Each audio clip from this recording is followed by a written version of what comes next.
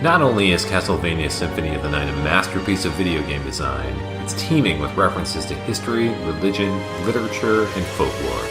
This is the Annotated Symphony of the Night. Welcome back. I hesitate to get too deep into the stories behind this location, but we start this video briefly making our way through Orlox's quarters. Alucard will be quickly stymied by his lack of ability to properly map it all, so we'll definitely see it again down the road when we can really open it up.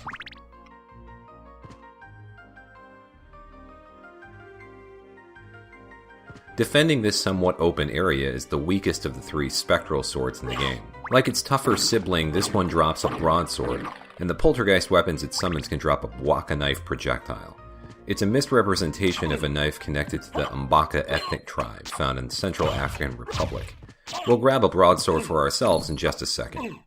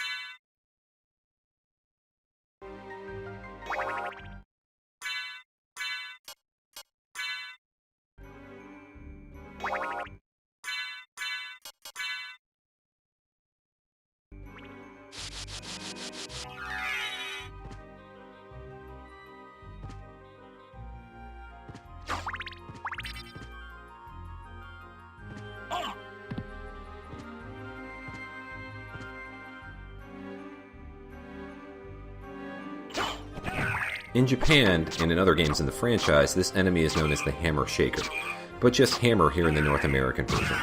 He's one of the Giant Brothers according to the in-game bestiary, and we'll see another one in a second. The shaft of the hammer doesn't inflict any damage, and the enemy can be staggered with a consistent enough beating, so fighting up close is viable. It drops a hammer consumable, which Alucard cannot use on his own, and a gold plate, which is a decent enough upgrade to the silver plate we're still wearing. The blade here is called the Red Smasher in the Japanese version. He'll kick you if you get too close and may pursue you if you try to retreat from it. Like the hammer, it's a giant brother, the eldest in fact, and it drops a gold plate and a hunter sword, or Jagdplatte. These are short sabers used to cut the sinew of the hind legs of deer after dogs would wear it down during hunting. It drops defense by 1 when equipped and are slightly stronger than the Damascus sword. Both of these enemies originate from bloodlines from the Sega Genesis.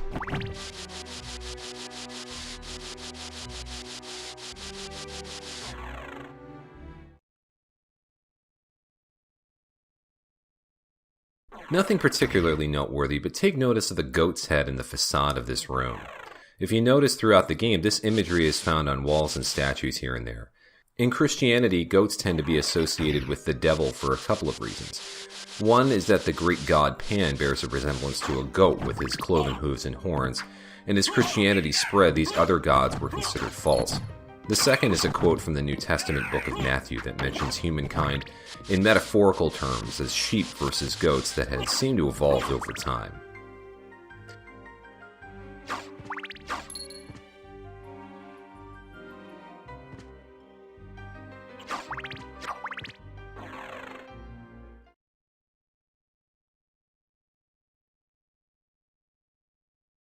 Into the Coliseum proper, pay attention as we move through to the structure of the facility. As the backgrounds and layouts suggest, this top portion is an entranceway and even bleacher seats, and the lower reaches are the cells where whomever is fighting in here would be kept.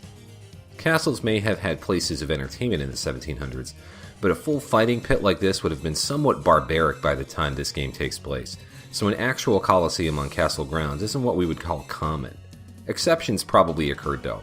The famous Roman Coliseum was at one point fortified as a fortress for the Frangipani family when the empire was shifting from electoral leadership to warring factions. This is the Blade Soldier. It drops a $400 money bag and the Namakura sword, a two-handed katana that causes curse damage. It's in-game description that it's a blunt sword, and it's a reference to a 100-year-old Japanese animated short film called Namakura Katana about a samurai who foolishly buys a blunt sword. It shows up in later games under the name Blunt Sword.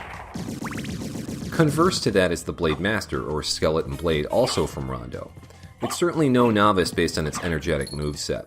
It will drop a cross shuriken projectile and a shotel, which is a curved sword from ancient Ethiopian descent. It can be thrown with a fireball motion.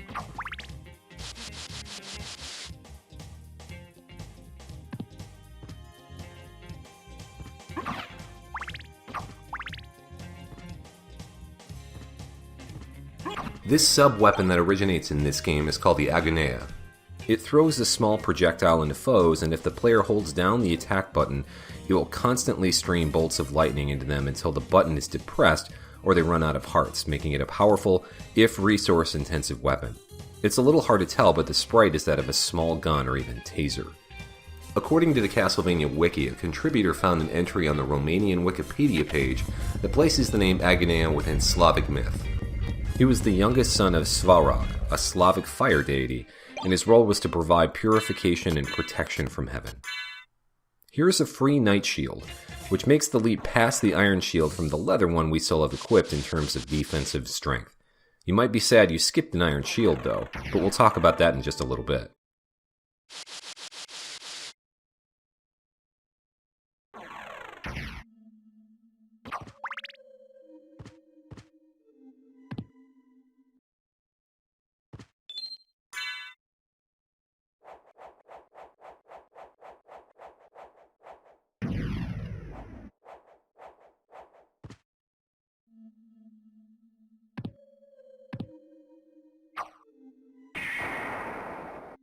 Look at this room full of enemies, and as Alucard plows his way through them, go ahead and wonder what they're defending at the end of this hallway.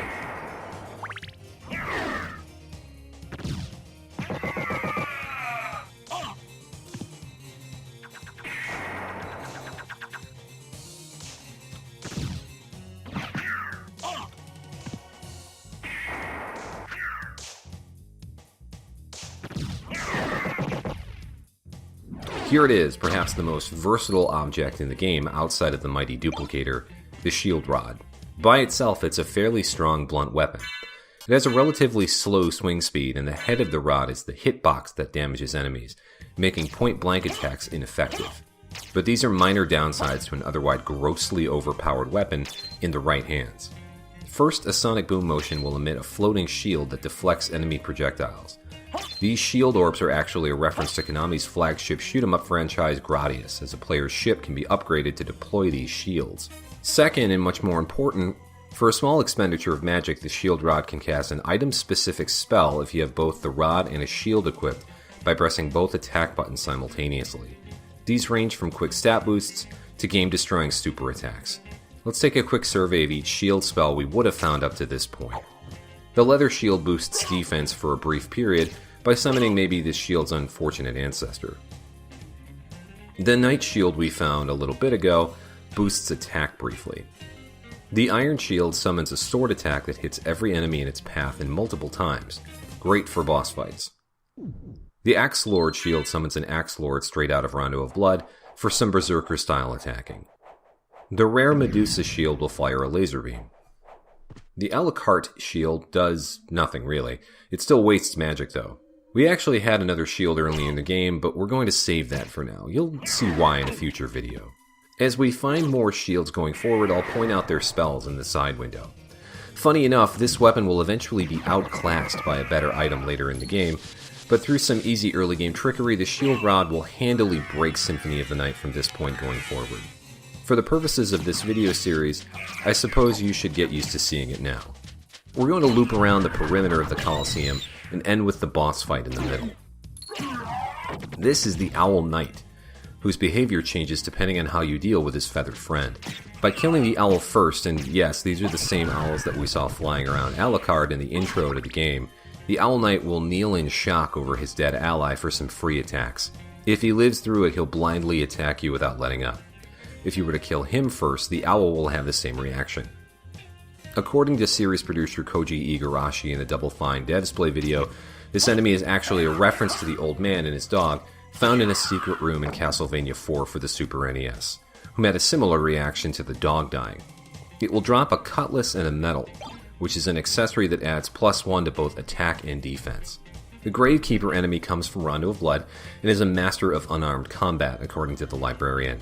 He drops some miso soup and natto, a Japanese soybean dish. In terms of the Coliseum layout, it looks like he's defending what might be the bathroom for gladiators to wash up after a fight. They probably needed a good stiff drink too, which is why he's babysitting this sake, which was censored to green tea in the North American version.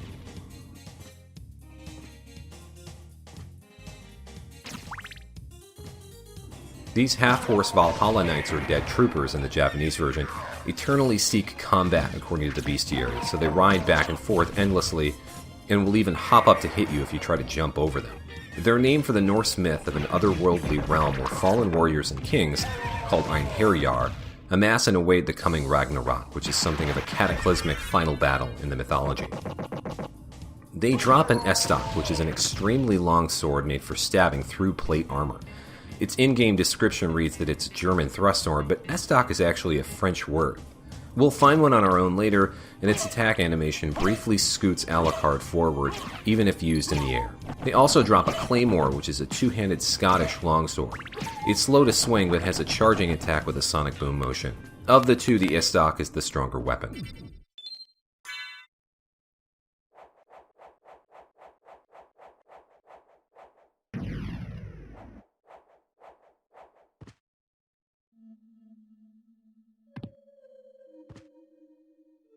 I suppose no Coliseum would be complete without an Armory, which is the first of a few that we'll see in our travels. Almost every sub-weapon in the game is found here, with one exception that we'll uncover a little bit later.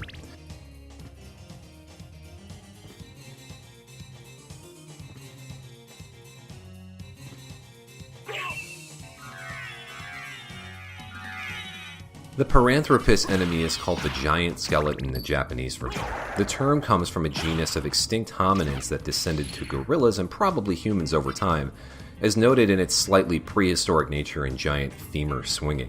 In this series, this enemy hails from Rondo of Blood. It's also unique in this game in that it drops 3 rare items instead of 2. Normally it will drop a turquoise to sell to the librarian, and a gauntlet, which is an accessory that raises attack by +5. However, if you already have a cleared save file present on the memory card, it has an even more rare chance to drop the Ring of Varda, one of the multi-stat boosting accessories in the game. In fact, this one is the most powerful, in that it jumps attack by 10, strength by 30, intelligence by 30, defense by 10, constitution by 10, and luck by 5. In Japan, this item is called the Skull Ring, and it appears in later games as equally powerful but cursed. Here, it's named after a character from Tolkien's Silmarillion that was part of the Pantheon of Gods and is associated with the concept of light as opposed to darkness. As characters and concepts tend to repeat over the cycles of time in Tolkien's Legendarium, the casual fan might think of Varda as a godlike predecessor to the elven Galadriel. Before we move on, take a peek at this background. That's the corpse of the giant behemoth that chases Richter in Rondo of Blood and Dracula X for the Super NES. The bloody room we saw a second ago must have been either the torture chamber from when gladiators got out of line, or wherever the castle meat cutters got rid of their spare body parts. Whatever, the blood cloak we found there must have been the garment they wore for this gruesome duty. It boosts constitution by +4 and will bestow hearts to Alucard if he were to take damage. It's called the Bloody Mantle in the Japanese version.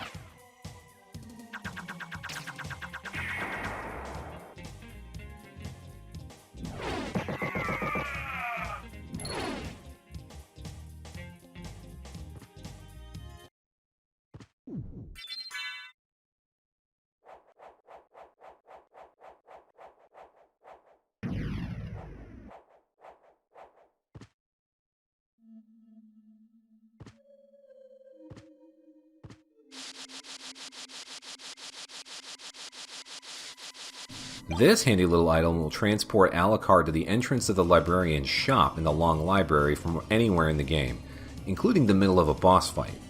Its presence here is actually a clue to our next stop after exploring the rest of the Coliseum, so let's get to that.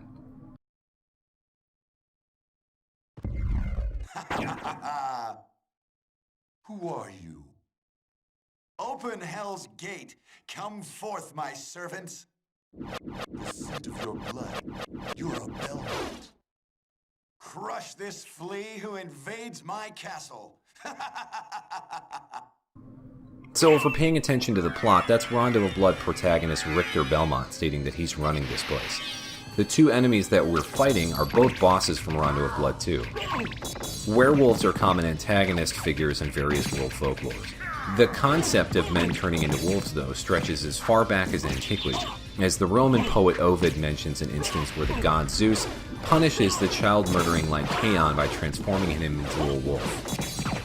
The Minotaur is another monster from Greek myth that was found at the center of King Minos of Crete's labyrinth. It was famously killed by the hero Theseus.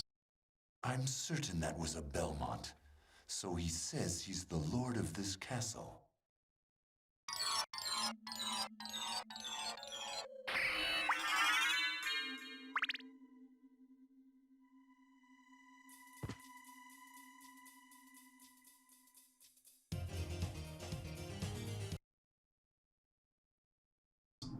One of the rewards for finishing this section of the castle is this large elevator, which helps with traversal, and is probably the only way Dracula's minions got that behemoth corpse down to the bottom floor.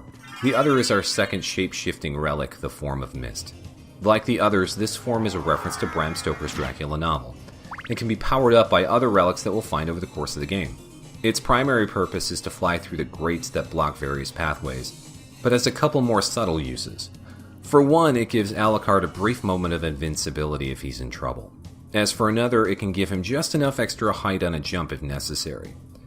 Since our next item on the itinerary is to circumvent our jumping problems, though, this fringe benefit won't go widely used.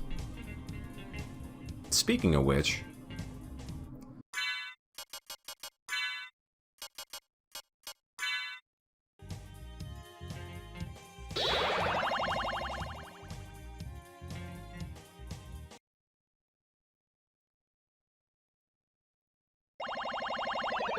welcome back to the Long Library, which is where this episode will come to a close. Our next episode will have Alucard completely mapping this area of the game and solving most of his further travel woes. See you then.